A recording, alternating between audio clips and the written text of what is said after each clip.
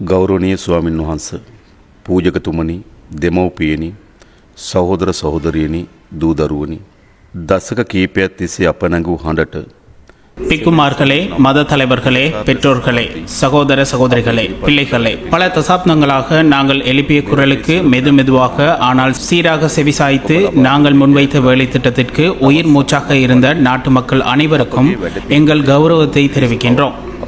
எங்கள் வேலை திட்டத்தில் உடன்படாத தரப்பினர் கூட நாங்கள் அடைந்த வெற்றியால் மகிழ்ச்சி அடைந்ததால் மாத்திரமே நீங்கள் அளித்த இந்த வெற்றி மேலும் பலமானதாக இருக்கும் என்று நாங்கள் நம்புகின்றோம். எனவே இந்த வெற்றியின் உரிமையை நம் நாட்டின் அனைத்து மக்களுக்கும் அர்ப்பணிக்க விரும்புகின்றேன்.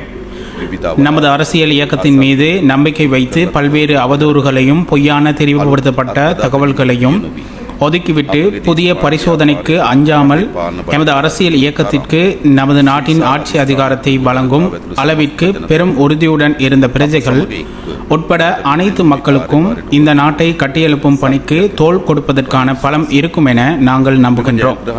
இந்த வெற்றிக்காக எமக்கு முன்னரும் எங்களுடனும் பலவிதமான தியாகங்களை செய்த, சில சமயங்களில் தங்கள் உயிரை கூட தியாகம் செய்த பல தலைமுறைகளின் விலை மதிப்பற்ற ஆண்கள் மற்றும் பெண்கள் அனைவரையும் நாங்கள் மரியாதையுடன் நினைவு கூறுகின்றோம். இந்த வெற்றியையும் அதன் மூலம் கட்டியெழுப்பப்படும் வளமான நாட்டையும் அவர்களுக்கு அளிக்கும் கௌரவமாகவே நான் இதை கருதுகின்றேன். இந்த நாட்டை கட்டியெழுப்புவதற்கான பங்கை கூட்டு செயற்பாடாக நிறைவேற்றும் திறன் எமக்கு உள்ளது. அதற்கான மிக திறமையான குழு எங்களிடம் உள்ளது. நாம் அனைவரும் அது குறித்து முழுமையான உறுதிப்பாடை மேற்கொண்டுள்ளோம். நாம் எதிர்பார்க்கும் மாற்றத்தை ஏற்படுத்த எத்தகைய மாற்றத்தையும் மேற்கொள்வதற்கு முன்னதாக பொருளாதாரத்தை நிரந்தரமான நிலைக்கு உயர்த்துவது அவசியம் என நாம் நம்புகின்றோம். அதற்காக நீண்ட கால, மத்திய கால திட்டங்களை தயாரிப்பதற்கு முன்னர் பின்பற்ற வேண்டிய துரித பொருளாதார செயற்பாடுகளின் ஊடாக குறுங்கால ஸ்திர நிலையை ஏற்படுத்த நாம் நடவடிக்கை எடுப்போம். நாம் எதிர்பார்க்கும் மாற்றத்திற்காக குறிப்பிட்ட காலப்பகுதிக்குள் பல நடவடிக்கைகள் மேற்கொள்ளப்பட வேண்டும். ஆனால் அவை அனைத்தும் தற்போதைய பொருளாதாரத்தில் ஸ்திர நிலையும் நம்பிக்கையும் கட்டியெழுப்புவதில் மாத்திரமே தங்கியுள்ளது. அதற்காக சர்வதேச நாணய நிதியத்துடன் துரிதமான பேச்சுவார்த்தை ஆரம்பித்து நீடிக்கப்பட்ட கடன் வசதியுடன் தொடர்புள்ள விடயங்களை தொடர்ந்து முன்னெடுக்க நாம் எதிர்பார்க்கின்றோம். கடன் மறுசீரமைப்பு திட்டத்தை முன்னெடுத்து செல்வதற்காக சம்பந்தப்பட்ட கடன் தரப்பினர்களுடன் பேச்சுவார்த்தை நடத்தி அது தொடர்பான பணிகளை விரைவில் நிறைவு செய்து உரிய கடன் நிவாரணத்தை பெற்றுக்கொள்வதற்கு நடவடிக்கை எடுப்போம். அதற்கு இந்த நாட்டு மக்களைப் போலவே சர்வதேச சமூகத்தினதும் ஆதரவையும் பெற முடியும் என நாங்கள் நம்புகின்றோம். அந்த ஒத்துழைப்பின் மூலம் இந்த கூட்டு முயற்சியில் வெற்றி பெற முடியும் என எதிர்பார்க்கின்றோம். எமக்கு அதிகாரத்தை கையளிக்கையில் மாற்றம் ஏற்படுத்த வேண்டும் என்ற எண்ணக்கருவே மக்களிடத்தில் ஆழமாக பதிந்திருந்தது. மாற்றம் என எமது நாட்டு மக்கள் கருதுவது அரசியல் முறைமையில் காணப்படும் அனைத்து விதமான மோசமான பண்புகளை மாற்றுவதே ஆகும். தற்போது அது நிரூபணமாகியுள்ளது. இந்த நாட்டில் நடைபெற்ற அனைத்து விதமான தேர்தல்களையும் நோக்கினால் தேர்தலுக்கு பின்னரான எந்த வன்முறை சம்பவமும் நடைபெறாத ஒரே ஒரு தேர்தலாக நாம் வெற்றியீட்டிய ஜனாதிபதி தேர்தலை வரலாற்றில் இணைக்க முடிந்துள்ளது. இது எமது நாட்டு மக்கள் என் மீது கொண்டுள்ள நம்பிக்கையை உறுதிப்படுத்துகின்றது. இந்த நிலைமையை உறுதிப்படுத்தி நிலைப்படுத்துவது எமது நோக்கமாகும். அரசியலில் அதிகாரத்தை பெறுவதற்கு நடவடிக்கை மேற்கொள்வதற்கும் அதற்காக வியூகம் அமைப்பதற்கும் எவருக்கும் உரிமை உள்ளது. அரசியல் செய்யும் நேரத்தில் அரசியல் செய்வதற்கும் நாட்டை கட்டியெழுப்ப வேண்டிய நேரத்தில் அதற்காக ஒன்றிணைந்து செயற்படுவதன் முக்கியத்துவத்தையும் இந்த தருணத்தில் வலியுறுத்துகின்றேன். அதற்கான தலைமைத்துவத்தை நாம் வழங்குவோம். சிங்களவராக இருந்தாலும், தமிழராக இருந்தாலும், முஸ்லிமாக இருந்தாலும், பேகராக இருந்தாலும், மலையராக இருந்தாலும் இவர்கள் அனைவருக்கும் நாம் இலங்கை பிரஜைகள் என்று பெருமையுடன் வாழக்கூடிய நடைமுறை சாத்தியமான ஒரு நாடு உருவாகும் வரை இந்த நாடு தோல்வி அடையுமே தவிர வெற்றி அடையாது. அதற்காக அரசியலமைப்பு ரீதியான பொருளாதார அரசியல் மறுசீரமைப்புகளை மேற்கொள்ள ஒருபோதும் நாம் பின்வாங்க மாட்டோம். தனது இனம், தனது மதம், தனது வர்க்கம், தனது சாதி என இந்த நாடு பிரிந்திருந்த காலத்தை முழுமையாக முடிவுக்கு கொண்டு வந்து பன்முகத்தன்மையை மதிக்கும் இலங்கை தேசமாக இந்த நாட்டை கட்டியெழுப்பும் நிலையான நிரந்தரமான வேலை திட்டத்தை நாம் ஆரம்பிப்போம். இந்த அனைத்து நடவடிக்கைகளையும் முன்னெடுப்பதற்காக அவற்றை செயல்படுத்த அவசியமான செயற்திறன் மிக்க மற்றும் நேர்மையான அதிகாரிகளை நியமிக்கும் பல நடவடிக்கைகளை நாங்கள் ஏற்கனவே நிறைவு செய்துள்ளோம். பொது பணிக்கு இடையூறு ஏற்படாத மற்றும் பிரஜைகள் தொடர்பில் பாதகமான அழுத்தங்கள் ஏற்படாத வகையில் எதிர்பார்த்த மாற்றங்களை படிப்படியாக மேற்கொண்டு நாம் முன்னோக்கி செல்வோம். சட்டத்தை மதிக்கும் நாட்டை உருவாக்கவும் ஒழுக்கமான சமுதாயத்தை உருவாக்கவும் நாங்கள் அர்ப்பணிப்புடன் உள்ளோம். அனைத்து பிரஜைகளினதும் சமூக பாதுகாப்பை உறுதி செய்வோம். சட்டத்தின் முன் அனைவரும் சமம் என்ற எண்ணக்கருவை மீள் உயிர்ப்பிப்போம். நமது நாட்டை கட்டியெழுப்புகையில் அரசு சேவைக்கு பாரிய பங்கு இருக்கின்றது என்பதை நாங்கள் நம்புகின்றோம். பொதுமக்கள் கண்ணியமாக நடத்தும் அரசாங்கத்தின் இலக்குகளை நோக்கி செல்லும் அரசு சேவையை உருவாக்குவோம். செயற்திறன் மிக்க நேர்மையான மற்றும் ஜனரஞ்சகமான அரசு சேவையை உருவாக்க நாம் அர்ப்பணிப்புடன் செயற்படுவோம். இந்த நாட்டு மக்களின் வாழ்க்கை தரத்தை மேம்படுத்துவதே எமது எதிர்பார்ப்பாகும். அதற்கான நடைமுறை சாத்தியமான வேலை திட்டங்கள் எங்களிடம் உள்ளது. மக்கள் மீது ஏற்பட்டுள்ள அதிக வாழ்க்கை சுமையை குறைப்பதற்கு நாம் நடவடிக்கை எடுப்போம். இந்த நாட்டில் உள்ள ஒவ்வொரு தாய்க்கும் தந்தையருக்கும் தங்கள் பிள்ளைகள் எதிர்காலத்தை பற்றி கவலைப்படும் நிலை உருவாகும் நிலைக்கு இடமளிக்க மாட்டோம். தமது பிள்ளைகளுக்கு நல்ல பாடசாலை மற்றும் சிறந்த கல்வியை வழங்க அந்த ஒவ்வொரு பெற்றோருக்கும் உரிமை உண்டு. அனைத்து பிள்ளைகளுக்கும் சிறந்த கல்வியை வழங்கவும் அடுத்த தலைமுறையை பாதுகாக்கவும் நாம் அர்ப்பணிப்புடன் உள்ளோம். அறிவு, திறன், மனப்பாங்கு என்பவற்றை மேம்படுத்தி இளைஞர் சமூகத்திற்கு நம்பிக்கை ஏற்படுத்தக்கூடிய எதிர்காலத்தை உருவாக்குவோம். எந்த நாட்டிற்கும் நாம் சென்றாலும் விமான நிலையத்தில் தன்மையை வைத்து அந்த நாடு குறித்த ஒரு கண்ணோட்டத்தை உருவாக்க முடியும். அதன் ஒழுங்கு, மக்களின் நடத்தை, செயல்பாடு போன்றவற்றின் மூலம் மறைமுகமாக அந்த நாட்டின் இயல்பு எடுத்து காட்டப்படுகின்றது.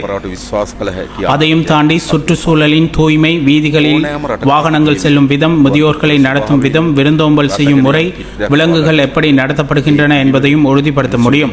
நம் நாட்டின் பிரமத்தை அதே வகையில் தெளிவாக தெரியும் வகையில் கட்டியெழுப்ப நாம் திட்டங்களை தயாரித்து முடித்துள்ளோம். அந்த உருவாக்கத்திற்காக குறுகிய கால, இடைக்கால மற்றும் நீண்ட கால நடவடிக்கைகள் எடுக்கப்படும். இந்த நாட்டின் கடவுச்சீட்டை உலகமே மதிக்கும் நிலைக்கு நாம் நாட்டை கட்டியெழுப்புவது அவசியமானதாகும். இந்த நாட்டின் பிரஜைகளுக்கு நான் இலங்கையர் என்று பெருமையுடன் கூறக்கூடிய நாட்டை உருவாக்குவது அவசியம்.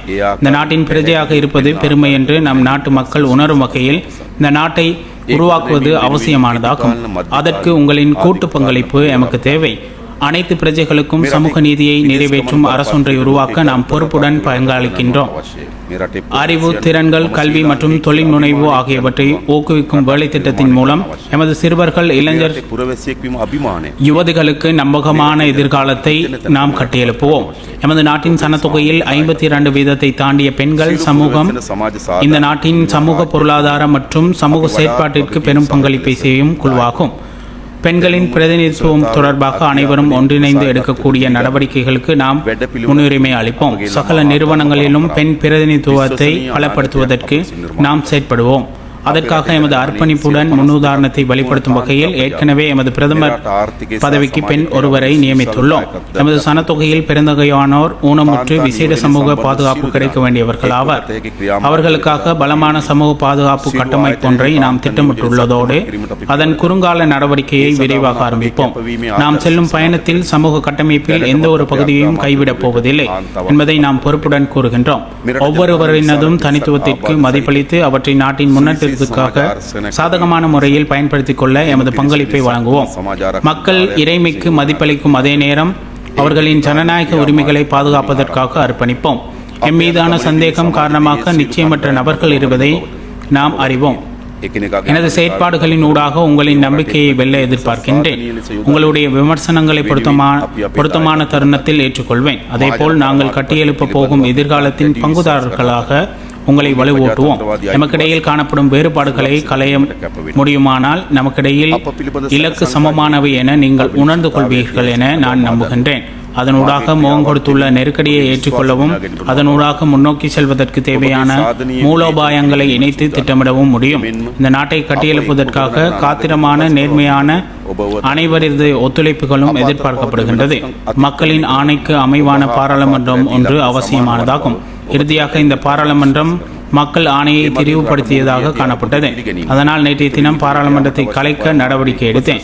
அரசியல் அமைப்புக்கு அமைவாக நாட்டை கொண்டு செல்வதற்காக எமது பாராளுமன்ற பிரதிநிதித்துவத்திற்கு அமைவாக அமைச்சரவை ஒன்றை நியமித்தேன். அன்றாடம் சூரியன் உதிக்கும் ஒவ்வொரு பொழுதிலும் மக்கள் காணும் கனவுகள் உள்ளன.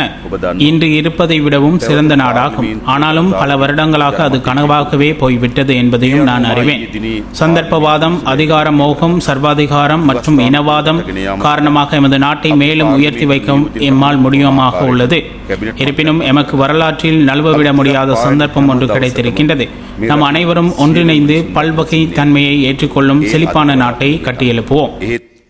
දසක ගණනාවත් තිස්සේ සිහිනයක් පමණක් වූ බව ඔබත් මමත් දන්නා කරුණක්. අවස්ථාවාදී බලලෝභය ඒකාධිපතිවාදය හා ජාතිවාදී හේතුවෙන් අපේ රට තවමත් ඉහළින් ඔසවා තබන්න අපිට හැකියාව ලැබිලා නැහැ. එහෙත් දැන් අපට ඉතිහාසය අත්හල නොහැකි අවස්ථාව ලැබී තිබෙනවා. අප සියලු දෙනා එකට එක්ව විවිධත්වයන් දරා ගන්නා පොහොසත් ලස්සන රටක් ගොඩනගමු. ස්තුතියි. තෙරුවන් සරණයි. දෙවි පීඨයි. අයිබෝන්.